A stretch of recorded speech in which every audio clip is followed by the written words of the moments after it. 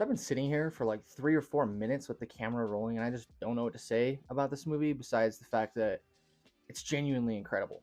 Hi, welcome back to my channel. I just saw Oppenheimer tonight. I was blown away. It's Christopher Nolan's first like biopic. I was like cautiously optimistic going into this film, and I'm so happy to say that like my expectations were exceeded beyond belief.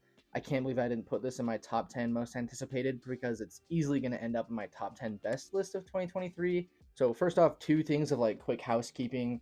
I got a new microphone, which is pretty cool. So if you hear like clicks or bumps or something, it's just because my like fingers can't hold still during videos, and I'm just like fiddling with this thing. So I'm gonna do my best to try and not do that. So with all those out of the way, right out of the gate, for the positives of Oppenheimer, it is beautifully directed. It is, of course, masterfully directed by Christopher Nolan. He's not an amateur filmmaker. He's proven himself time and time again. He knows exactly what he's doing with movies, knows exactly what he's doing with different genres, different characters, different archetypes, story beats, everything. He is just a master at almost anything except maybe closing a trilogy.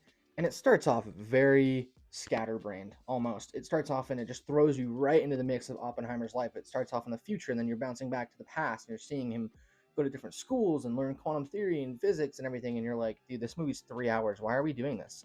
But at the end, it kind of all wraps around, and you see the bigger picture. And it's incredible to say that a movie about the man who created the atomic bomb, the most intense part, or the part that stood out to me as the most haunting, the most memorable, the most tense after the movie, none of them had to do with the atomic bomb.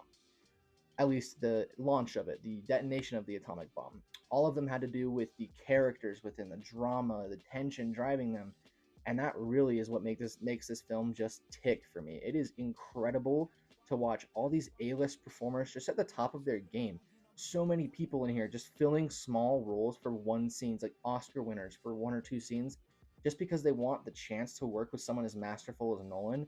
That just speaks volumes to Nolan's filmmaking and his career that has spanned decades, and just his talent and profession. And I think that really kind of helped this movie be a lot of fun, because you're watching the movie and you're like, holy crap, that's freaking Roderick from Diary of a Wimpy Kid. Like, where's freaking Loaded Diaper, dude?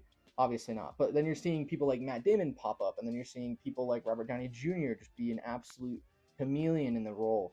Or you're seeing other people like, I don't really want to spoil more. I mean, you see Jack Quaid and Josh Peck, they're in the trailers, and you see Florence Pugh, Emily Blunt pop up for like smaller roles, and they're very, very profound. And you can see that like every person in here is just bringing their A game. Every person in here is just trying their absolute hardest.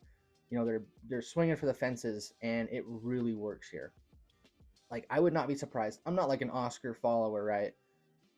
Obviously, I'm not an Oscar follower, but I wouldn't be surprised at all if this movie got quite a few like best visual effects or best cinematography, best acting nominations, or actual awards, because it's just that good.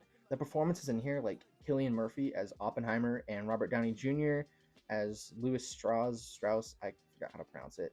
But even just other people like Benny Safdie popping up for a smaller role, or Jack Quaid. I mean, just kind of like a very, very light role, light on stuff. Josh Peck, Florence Pugh, Emily Blunt. Emily Blunt just kills it in here. She does an absolute fantastic job with the script and what she's given to work with. And the script here is very, very well done.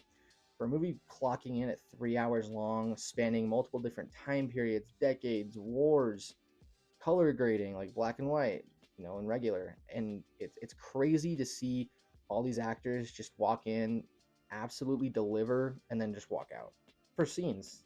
And it's insane. And Cillian Murphy, he is so good. Like, every time you look at this dude, he's just like dead-eyed. The 1,000-yard stare. He's just like staring into your soul. I'm like, this man is not okay. Like, every picture you see of this movie, Cillian Murphy just looks like, it's really funny, but also his performance is fantastic as well. Everything in here that you expect to be great is great. The effects are fantastic. Nolan's boasting that there's no VFX.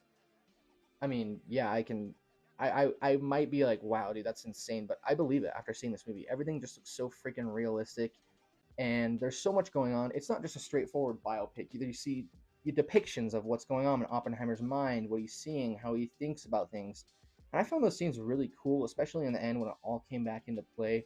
And you really get the portrait of Oppenheimer as a tragic figure, as someone who gave the world this power, tried to do something good with it. He knew what he was doing, but he thought that maybe there's a way where the states can use the power of the atomic bomb to end the war and make sure that there are no other wars. And then you kind of get that, and then you see his thought process after the war as the states goes into the Cold War with Russia. I thought that was very cool, and I enjoyed like the political drama, which I didn't expect at all. I really enjoyed that aspect. Like Alden Ehrenreich plays wonderfully off of Robert Downey Jr. They just are so great together, and their scenes are very, very tense. Rami Malek pops up too. Like, dude, everyone's in this movie. It's just freaking nuts. The soundtrack as well is absolutely phenomenal. Pretty much everything in here is top notch. Like, any praise that you can give this movie, it deserves. Honestly, I don't really have any problems with this movie. I have a few minor nitpicks that would go in like mixed or negative. Honestly, they're just mixed. I'd say the sound design, as always with Nolan, is a little iffy. There's like a few parts where it's a little hard to hear. The soundtrack is just so booming and it's so well done, but then you're also so engrossed in the dialogue between Cillian Murphy and other characters. You're like, dude, what is going on? Like, what is happening? And then also, I think that because it jumps around so much, it can be a little jarring to know what is going on, when it is going on.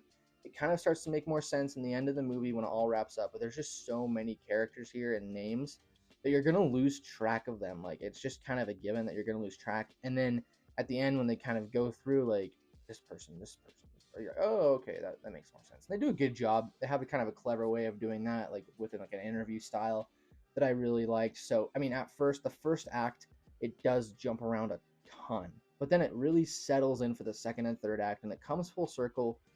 Honestly, guys, I absolutely adored this movie. Probably the best movie I've seen this year. Not quite my favorite. It's like neck and neck with Guardians 3, just because I have a huge superhero bias, huge Guardians of the Galaxy bias. But honestly, Nolan knocked it out of the park and then some. This is one of the best movies I've seen in quite a long time.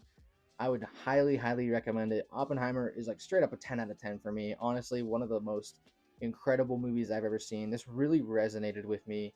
And again, I can't recommend it enough. Well, guys, that's all. Thank you so much for checking in. If you've made it to this point, I really appreciate you and the support. Have you seen Oppenheimer? What'd you think about it? Have you seen Barbie? I'm seeing that on Saturday.